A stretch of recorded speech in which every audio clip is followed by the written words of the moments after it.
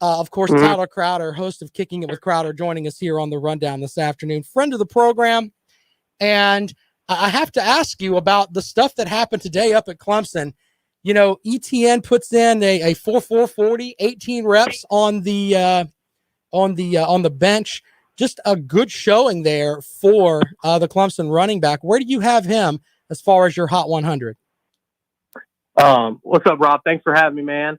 And yeah, so I stole it from the Billboard Hot 100, and I just kind of made it my own little thing. I called it last year the Hot 100, so I kept it.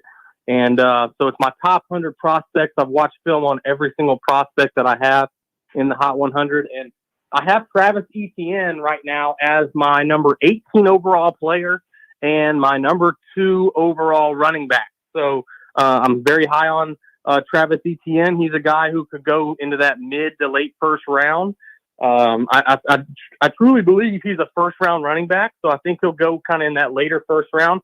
Would love for him to slide to Atlanta Falcons at 35, 36 in the second round, but I'm not sure that's going to happen. But man, he's a great player. Like you said, like Dabo Swinney said, he's available. His best trait of a football player is availability. He catches the football well out of the backfield. Pass protection he's gotten better at, and he can run between the tackles. So this guy is not he's not just a finesse running back who catches these screen passes and runs outside the tackles. He can run inside the tackles. So I truly believe he is a 3-down running back, and he's going to help someone's football team out tremendously for the next 5 years. There was the only team that was not represented at the Clemson day, the Clemson Pro Timing Day, whatever it is you want to call it. The day where all the folks from the NFL come out was the Dallas Cowboys. Yeah, Pro Day. Yeah, Pro Day. We'll call it that. So, but one of the interesting things that's come out is that Travis Etienne was asked by one team to return punts, and that would be the San Diego, the LA Chargers now. I keep getting that mixed up. But the Chargers wanting him to return punts, that's an interesting thing as well, right? Yeah, I mean, I wouldn't really want my, either starting running back or first-round draft pick back there, catching punts unless my name's maybe Jalen Waddle's the only guy I could really consider for that. That's, available right now. If you're going to take him real high, I would probably have him back there. But Travis Etienne, I mean, I saw him return a couple kicks and punts here every now in Clemson, but I mean, with the durability issues with the running backs we're having in the NFL right now, they're just not lasting as long as they used to. They're getting a lot of carries. They're high usage in college. It just adds up. And that's why you've seen a kind of a decrease in the last few years since Christian McCaffrey, Leonard Fournette went 4 and 8 respectively in their draft. So Ezekiel Elliott, another guy who went 4, Saquon Barkley went 2, but you're just getting so much value out of these late round running backs. Look at Aaron Jones and the Green Bay Packers. Your Green Bay Packers, Rob, drafted Aaron Jones in the 5th round a couple years ago. And now, he's a Pro Bowl, all-pro type player for them, and they got him in the 5th round as a steal. So I just think that this is a very good draft. I like a lot of these prospects in this draft. I would say last year's was a little bit more top-heavy. This year's is the 100 players I watch. It's hard to get who to leave out of these top 100 prospects I had. I mean, I had a very hard time, leaving 2 or 3 guys out of this. But at the end of the day, I'm giving you what I think. This is exactly what I believe is going to happen with these prospects. This is how I evaluate them. I'm not really going off of anyone else's evaluations. I'm going off of what my eyes see.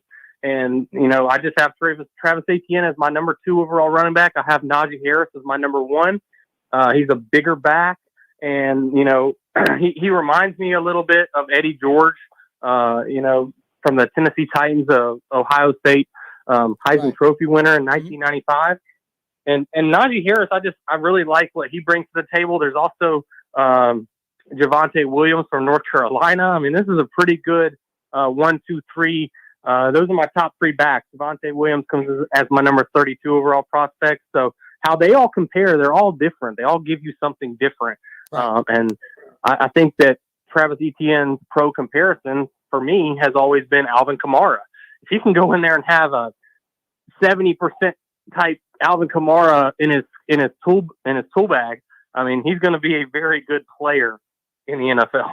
And I agree with you on all of that. But what you said earlier when you were talking about teams like the Packers drafting a running back in the 5th round, why would anybody draft a running back in the 1st round? And I'm just being completely honest. Christian McCaffrey had one great season for the Carolina Panthers, but then he's injured.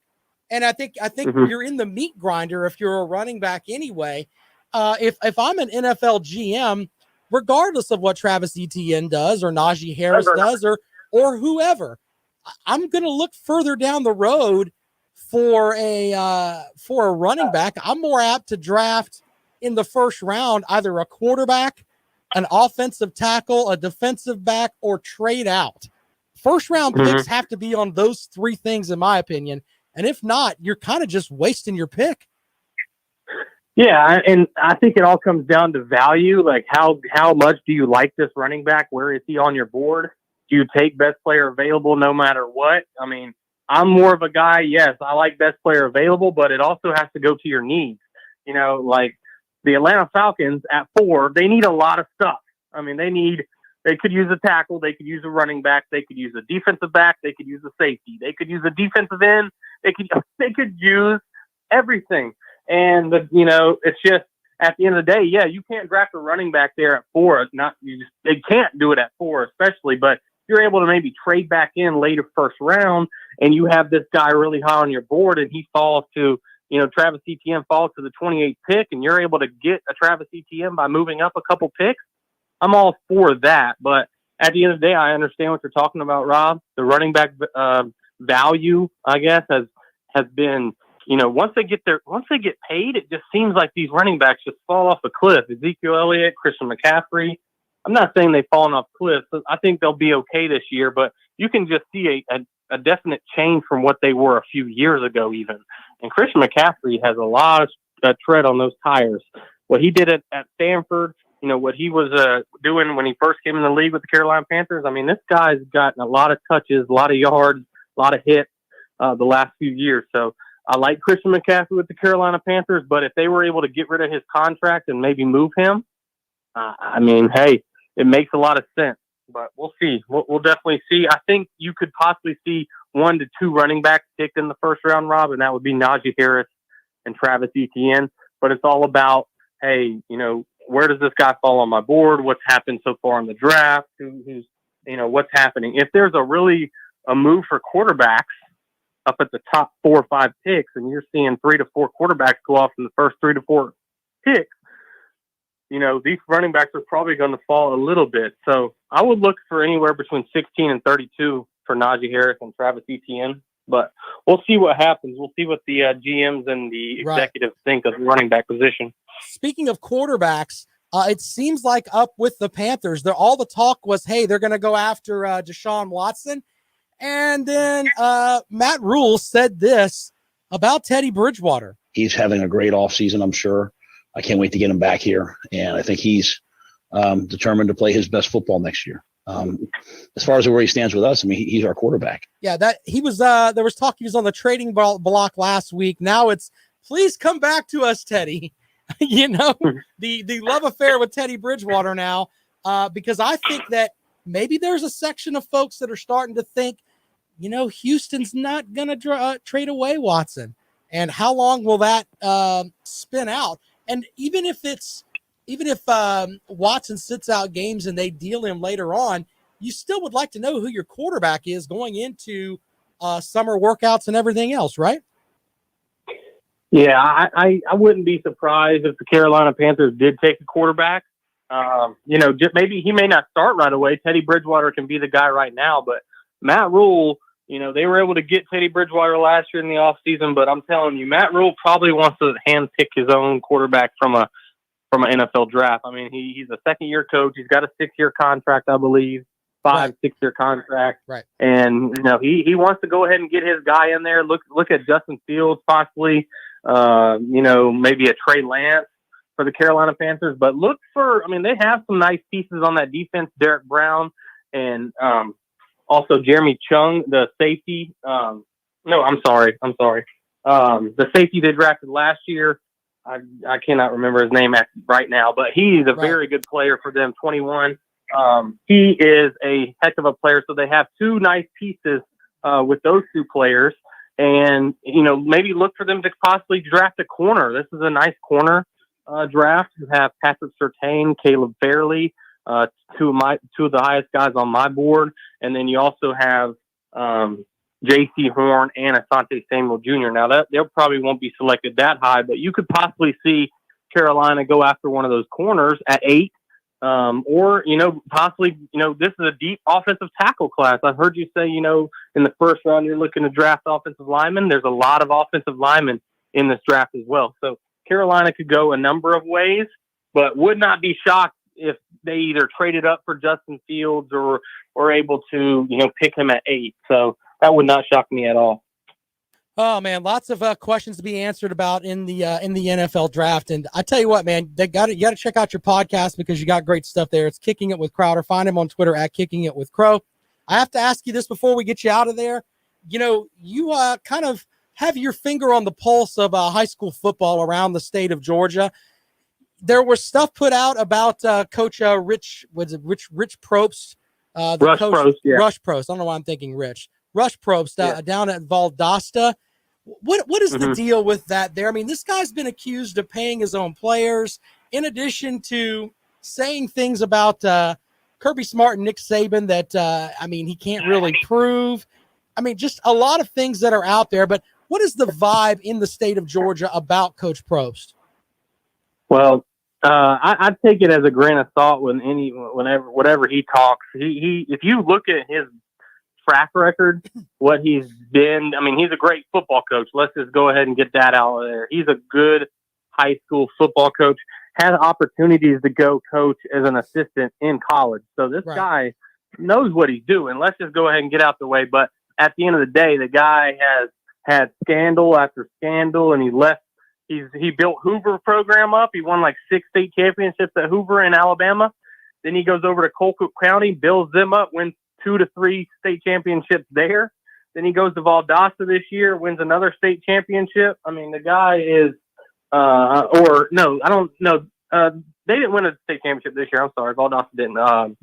Grayson Rams won, but they had that quarterback they had the Garcia kid, from who ended up going California, to Miami, right? transferred. Yeah, he transferred to Valdosta. They ruled him ineligible, and then he transferred to Grayson and won a state championship.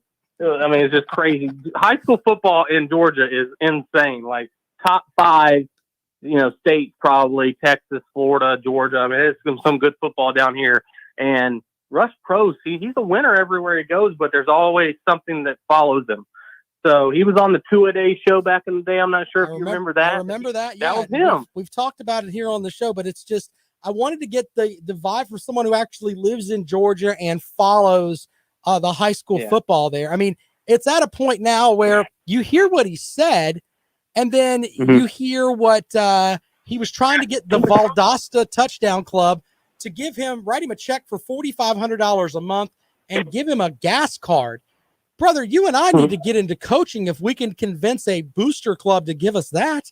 That is insane. Yeah, he's making over like 100,000. He's got a nice little gig. He's a good coach, but I don't really. Here's the thing. All right, let's just be honest. There's probably some money being exchanged at a lot of Division I programs. Okay, I'm not gonna sit here and say that is happening for sure, but let's just be honest. It's been happening forever. It's not going to stop. There's some things exchanged or loaned out, and things happen. It happens in college basketball. It's rapid in college basketball. They've kind of tried to crack down on that a little bit. But at the end of the day, I don't know for a fact, and until they, come out and say, hey, Alabama or Georgia's been paying these players, then, I'll take it as a grain of salt. But Rush Probst, is a guy who has a lot of, got a lot of scandal type things that follow him everywhere he goes. But at the end of the day, the guy wins, and that's why he keeps getting a job and a better job. Valdosta is one of the top jobs in the state of Georgia, if not the entire country. Valdosta and Lowndes, both those schools are big time football programs in the state of Georgia. Both won multiple state championships. And I mean, he's got a great job if he can figure out how to keep it, because he's never been able to, stay long-term at a school. So we'll see what happens. But yeah, I mean, I don't really listen to what he says. I don't really listen outside of football what he says. Yeah, I mean, it's interesting to say the least. You just hear the stuff that comes out of that, and it's like, man, how does that happen? And I know football is big everywhere. I get that, but what a mess. All right, so for folks that want to check out your Hot 100, they can follow you on Twitter at Kicking It with Crow. Check out your podcast there. The link's there for that. And, yeah, man, lots of great NFL stuff as we roll along. Just to refresh us really quick here, give us your top 5, and then we'll go from there. All right, so my top 5 players in this draft, I'll start with number 5, tight end Kyle Pitts out of Florida. Guy's a dynamic weapon, not only in the middle of the football field, but he can play outside. He's a freak. He'd be one of the top wide receiver prospects if he was a wide receiver. But this guy screams Travis Kelce, George Kittle to me. I mean, I feel like he'll be that kind of dominant player in the next 3 years. So Kyle Pitts is my number 5. Excuse me. Coming in at my number 4 prospect, Zach Wilson, quarterback, BYU. Anytime I watch him on tape, I like him even more. He makes some unbelievable throws. He's very twitchy. Can get outside of the court, outside of the pocket, make a lot of plays. That Patrick Mahomes, Deshaun Watson type player. I'm not saying he's going to be that, but he's definitely at the bottom. Poor man's Drew Lock. At the end of the day, you'll get a good quarterback, but I feel like he's got a way higher ceiling than Drew Lock.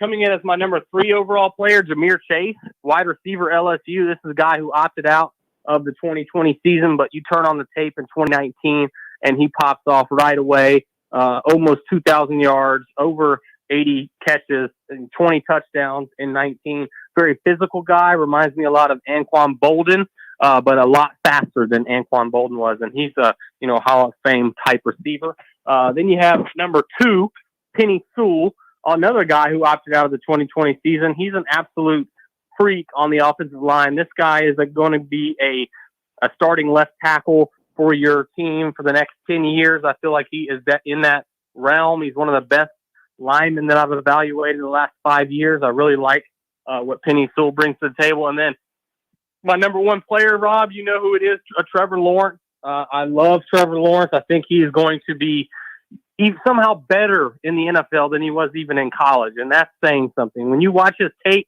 you almost have to look for, stuff he doesn't do well, because he does almost everything very well. So you kind of try to pick him apart because he does stuff so well. You're looking for stuff. Well, what does he need to do well? Well, when that happens, that's when you know you have a good pro prospect. I feel like he's going to come in and make an Andrew Luck type impact right away. Look for the Jaguars, maybe not this first season, but maybe the second year. Look for Trevor Lawrence to lead Jacksonville to the playoffs. I think he's done it at every level. He's proven it in high school. He's proven it in college. And he's a great quarterback. He's cerebral, and he not only is smart and he knows he has high football IQ, he can get it done with, running the football. He can throw the football down the field. He's very accurate. So I really like Trevor Lawrence. He's my number 1 overall player, number 1 overall quarterback. All right. Of course, we'll be following along here as we get closer to the NFL draft. It's not that far off, man. It really isn't. But 49 days away, man. 49 days away. 49 days away. You know what the best part about the NFL draft is that once we have the draft, then we're like, we're a lot closer to summer workouts and everything else getting started for the college game. It's not that far off, man. It really isn't. So Tyler Crowder, Tyler Crowder, host of Kicking It with Crowder, joining us. Tyler, man, thanks so much, man. We'll see you down the road. Thank you, brother. And I'm dropping my mock draft in like 2 weeks. So my first mock draft. We'll talk about that in a few weeks. All right. All right, buddy. Thank you so much, man. Tyler Crowder, host of Kicking It with Crowder, giving us a little bit of analysis today for the Clemson Pro Day.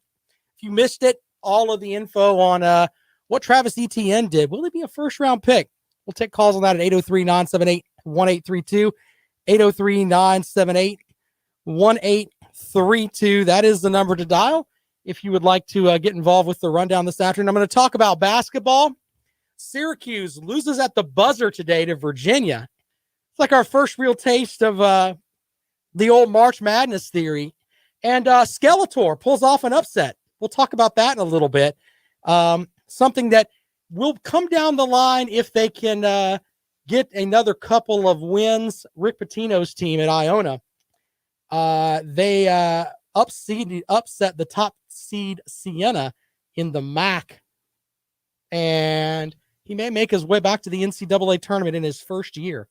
What a rebound story from paying strippers and everything else at Louisville to being disgraced to coaching he was in Greece. Now he's back here at Iona, and he may go to the NCAA tournament.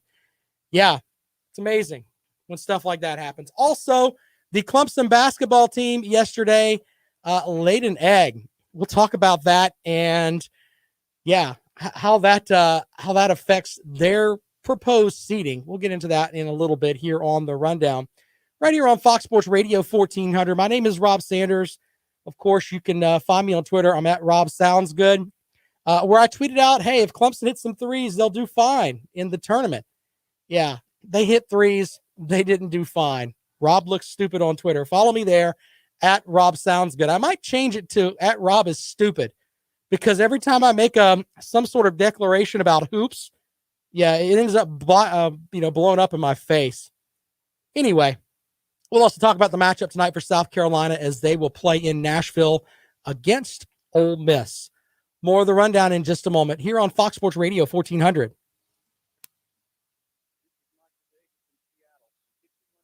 I agree Notre Dame sucks, Nate. You're right about that. Why would I want to move to Athens, Alan? I'm happy with my home in suburban Columbia. I don't have a problem with all that.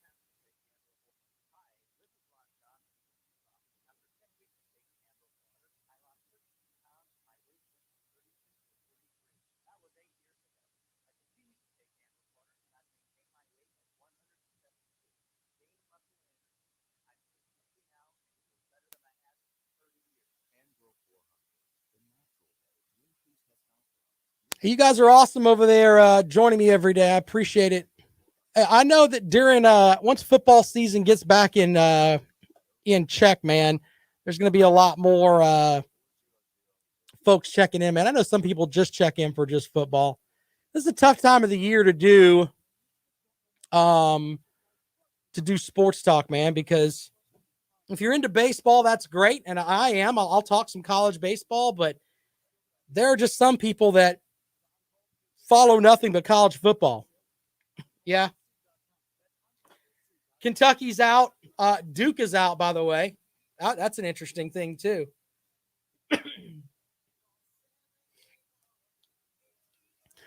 Trust me, college football season is going to be fun this year, man. I mean, I'm looking so forward to it. There's not going to be any COVID stuff. Oh, man. Laying eggs about to be the new norm at Clemson. I admire you, SEC dog. And you know what?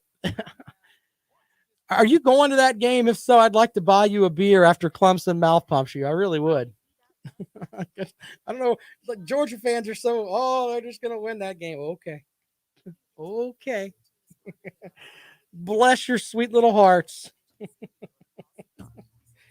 That's so funny.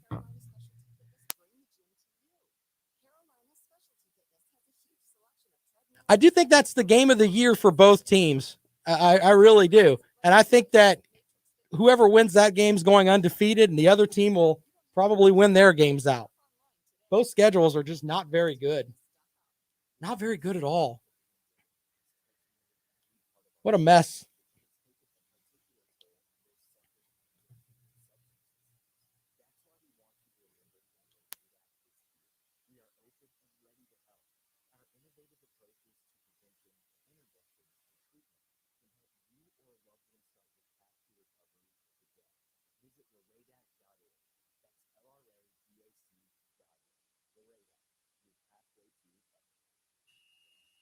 This is Chris Collinsworth. Here's what's trending on the iHeart Sports Network, presented by DraftKings. I got a cool stat. Brother, I seen somebody was selling tickets for $900 this morning. I mean, I'm all about a football game, but I might have to get my press pass, go sit in the press box. I ain't paying $900 for a ticket. That is not happening. I mean, unless it's a national championship game, I sure in the world ain't going to be sweating in the nosebleeds in the end of August there with watching any game that, in the end doesn't matter. I mean, oof. March is National Women's Month, and all month long we're celebrating business women of the Midlands. Learn more and hear their inspiring stories now at foxsportsradio1400.com/Midlands. Welcome back to the Rundown on Fox Sports Radio 1400 around the world on the iHeart Radio app. I was talking with some folks in the chat room over here.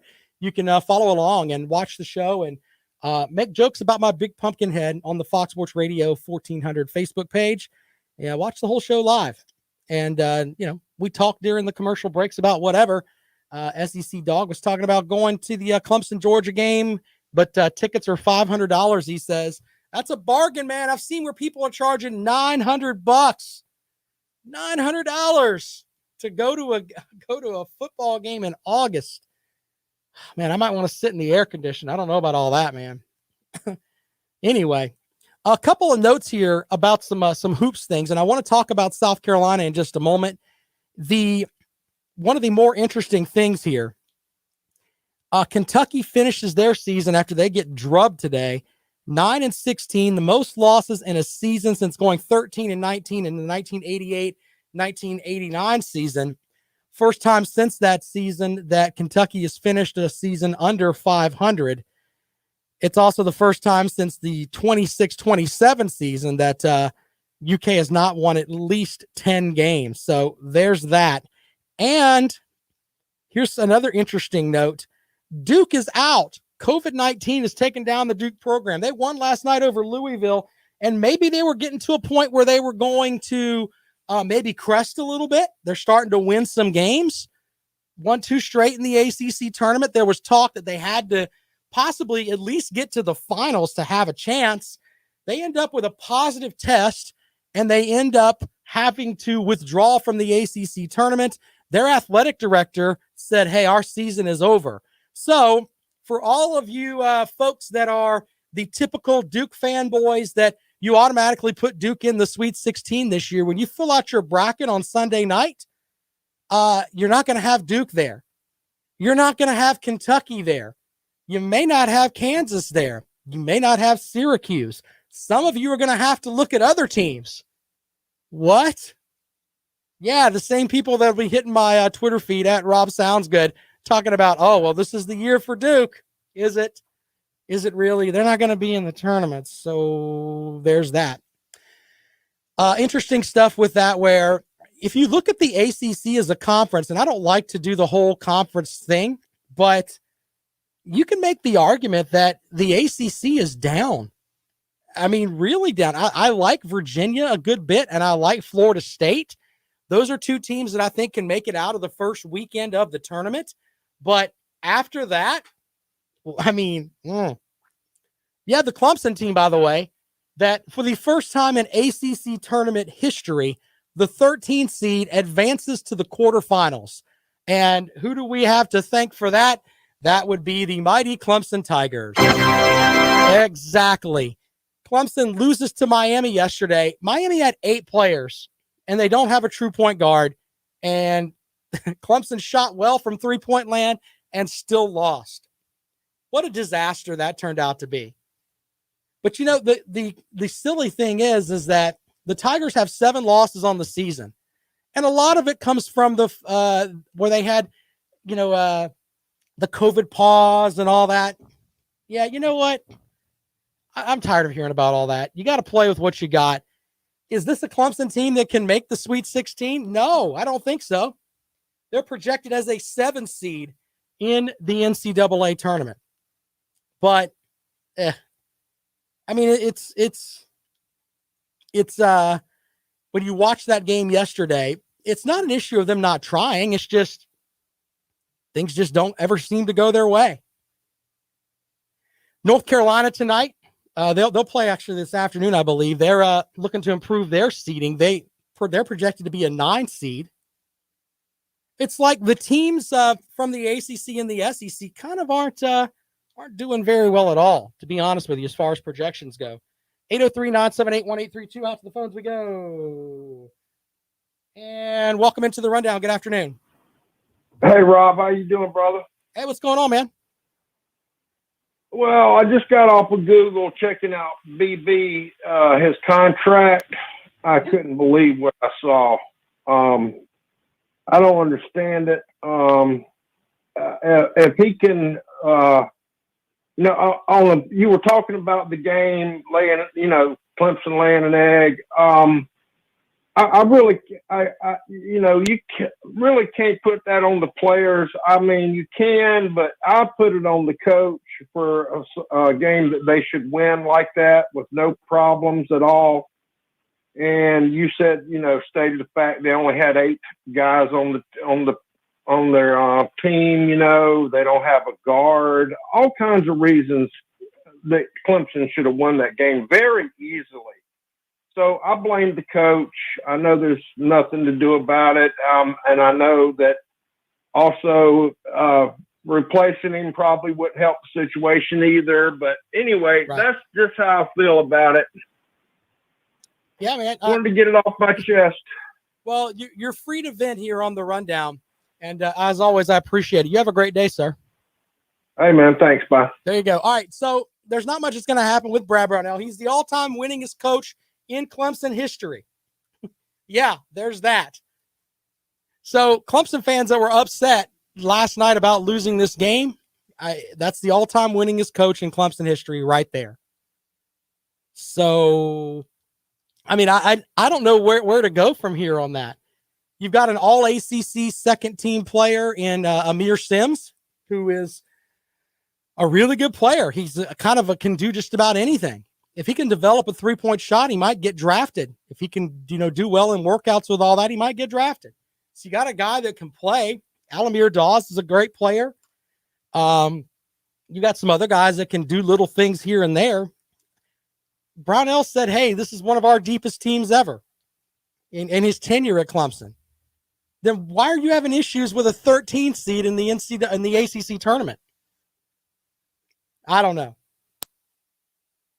The crazy thing is that there's so much happening there, and Tom makes a good point online. Amir Sims, the player that we were just talking about, tweeted out that Clemson fans were sending racist messages to him on Twitter. Really, Clemson fans? And I know that's not all Clemson fans. I know that, but if you're doing that, what kind of person are you, man? You're gonna blast a kid that's in college who is the guy that Clemson has put out there as he's the standard for Clemson. He's the flag bearer. He's the guy that when you think Clemson hoops, that's who you're going with. The guy won the Skip Prosser Award from the ACC as like the best upperclassman as far as being a scholarship athlete and everything else. So you have that guy, and then Clemson fans are going to get upset, and they're going to, according to Sims, send racist messages to him on Twitter. That's not a good look at all. And by the way, the Clemson fans that, they look at them from the perspective of, well, I only care about football. You should care about this because this can affect your football team. How is that? You don't think that some of the football players aren't friends with Amir Sims? You don't think that, he may have shown some of these to some of the players up there? Stuff like that happens. And if you're only one of the ones that act, I just care about football.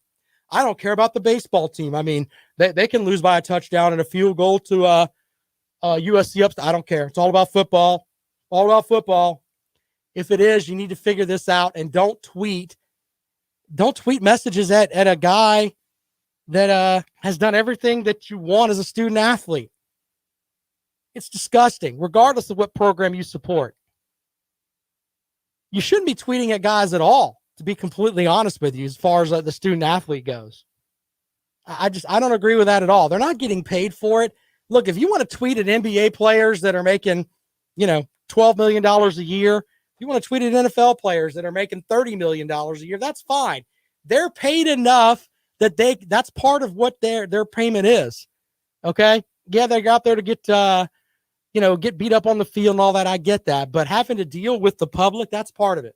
You shouldn't tweet racial stuff at them anyway. But if you want to tweet things at them, that's fine. But at a college kid, come on, man. Be better than that. And by the way, this isn't just a Clemson thing. This happens all over the place. All over the place. You can hear different stories from programs across the country. Remember the Georgia story where there were racist stuff said about Justin Fields. And I mean, you can pick any program. There's stuff like that happens. Don't do that. There's your life lesson for today.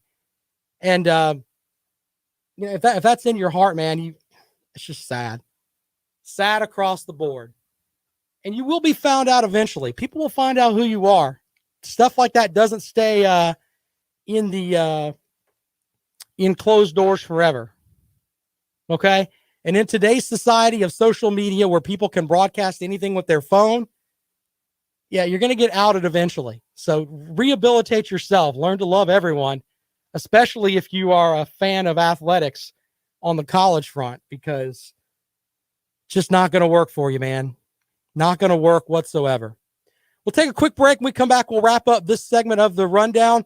I've got some comments from Coach Frank Martin heading into their matchup tonight with Ole Miss. We'll talk about that and a lot more here on the rundown. You're listening to Fox Sports Radio 1400. Yeah, that guy's disgusting there, Tom. I don't think any average human being really agrees with all that.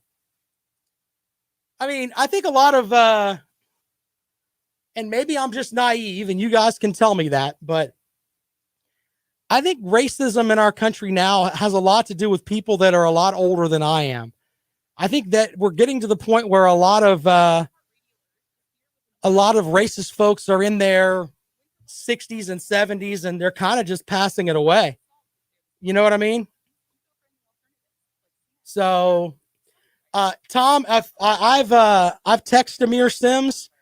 I have kind of I met him. I've interviewed him a couple times, and I think I talked about this on the Rob and Kale show last night. If he sends me the stuff back, I'm putting it up on the Fox Sports page, and I'm gonna make these people famous. Whoever they are, if it's a Twitter account that's actually a valid account, going to what SEC Dog says, yeah, trust me, I have no patience for that. And I think the reason I've mellowed out a lot since my children were born, but I'm very passionate about this. I don't deal with hatred at all. We goof off with each other on here, and I've said things, that I kind of felt bad about later on, calling people idiots and everything else. But you know what?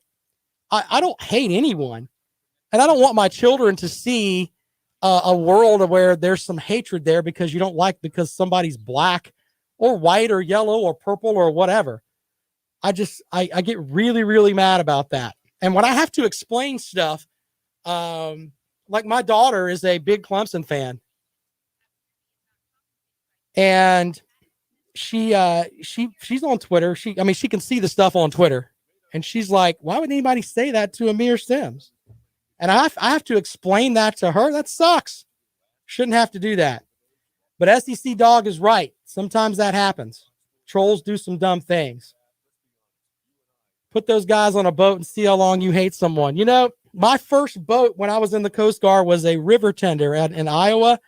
And on that boat, we had 3 gay guys, and I had two other guys that were they moved here from Mexico and joined the Coast Guard. So we had those guys on the boat. I was the only white guy that was enlisted on the boat. And you go into that and it's like, it kind of opens your eyes a little bit, just, I get really frustrated with that. And then people getting upset and telling me, the whole Bubba Wallace thing, people getting mad at me and saying stuff like that. Just stop, man. Just love everybody and get it over with. You don't have to like certain people, but I don't know. All right, here we go.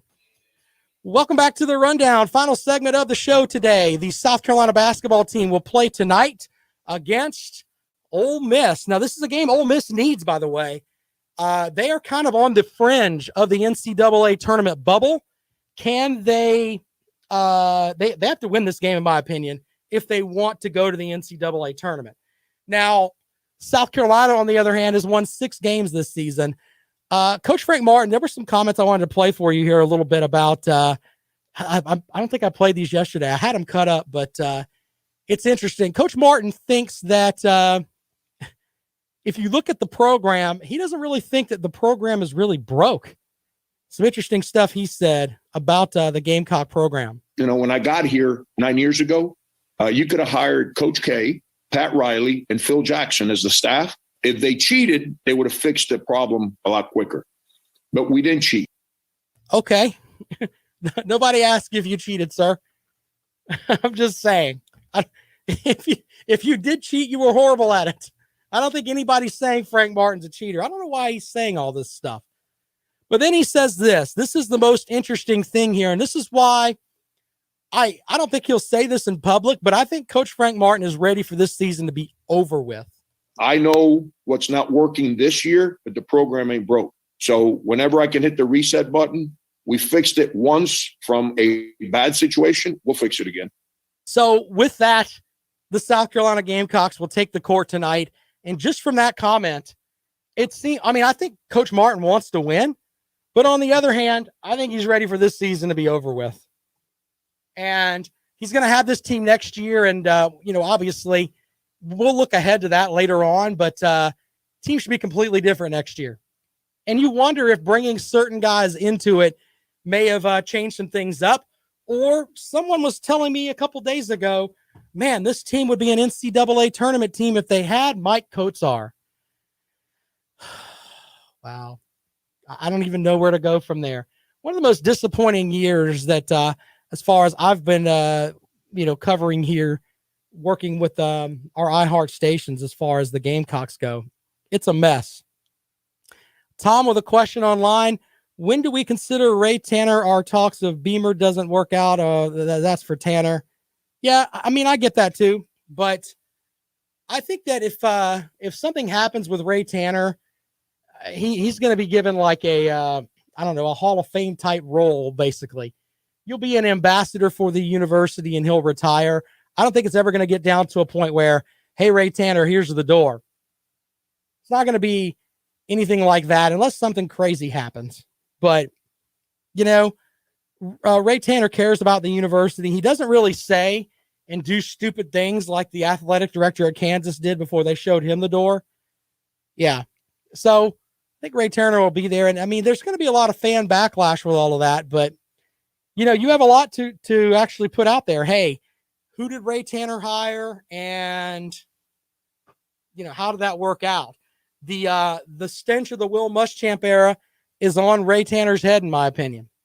He hired him, used the group there that was it the coaching search group, and that's who he went with.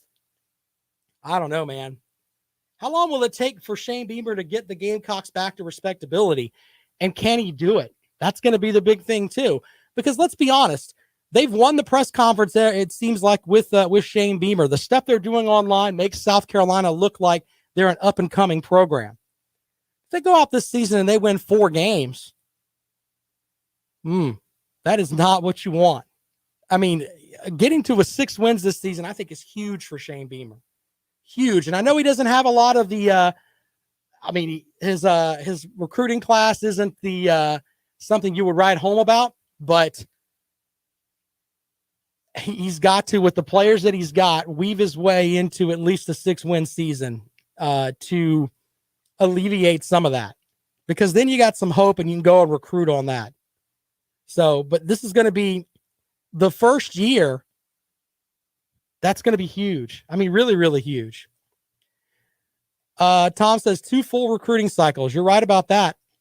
And Brock says he's pretty sure South Carolina's basketball season ends tonight.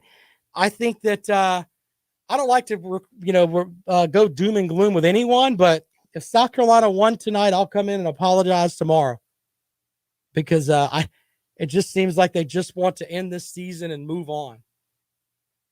With me saying that, though, it'll be like what I tweeted out yesterday that, hey, Clemson hits the 3, they'll be fine. Yeah, then they weren't. By the way, fun fact before we get out of here, Duke and Kentucky won't be in the NCAA tournament together for the first time since 1976. That's before I was born, ladies and gentlemen, where you won't have Duke or Kentucky. The folks that love the Blue Bloods better be rooting for North Carolina. Kansas might be in the mix too. You got to look at some teams like Gonzaga and Baylor and Michigan to fill out your brackets. Anyway, don't forget Lawton Swan from Clemson Sports Talk. He is up next. He is the czar of Clemson Sports. Stop looking at me, Swan. We'll be on with you from 4 to 6. My name is Rob Sanders. Thanks for listening to The Rundown. This is Fox Sports Radio 1400. You know, you're right. Hey, anybody want to take bets with me on that? I mean, they might win. They're a 7-point underdog. And it's like all the stuff shows that Ole Miss is, much better. But you never know. I did not do Red Bull today, Tom Brady. I'm trying to cut some carbs out of my diet. And because I got that big weightlifting competition that I'm doing. And I've got to cut 30 pounds by, August 15th. And I'm trying to do it slow and steady. So I'm drinking Crystal Light P. That's what people call it. Now, it's actually like Crystal Light mango tea with some caffeine in it. Yeah, that's kind of where I'm at now. I'm trying. I'm not doing as well as Jackpot, man. Jackpot's lost like 30 pounds in a week. Maybe he did it in a week. Maybe I need to do that. Get on board with that. That'll be some fun. All right, guys. Don't forget our bracket challenge. You guys want to get into that, right? I'll put it on the Rob and Kale page. Yeah, he's 27 pounds. That's what he told us last night. 27 pounds is what he's lost total last night. So, yeah, there's that, man. I mean, he's sticking with it. So, I don't know. Well, that is true. Jackpot is he's a fine human being, man. The stuff you see about him and he rages and loses his mind and all that. Yeah, that's true. But, you know, as far as a person, the world needs a lot more Cale Halls in it. I mean, they really, really do. Just a great guy in general. All right. Bracket challenge. If you guys want to get in, let me know. It's on the Rob and Kale Facebook page. The link is right there. So have at it and look forward to seeing you guys later on. My routine, I'm doing deadlift and bench press. I hit 515? I think it was something like that. Rolling along on that. Yeah, Kale's routine it's like he eats one low carb meal a day and then like 5 of these snack things. He said they made him poop his pants, but more power to him, man. All right. Bracket challenge, guys. Hope you get in it. We'll talk to you later on. Thanks a lot.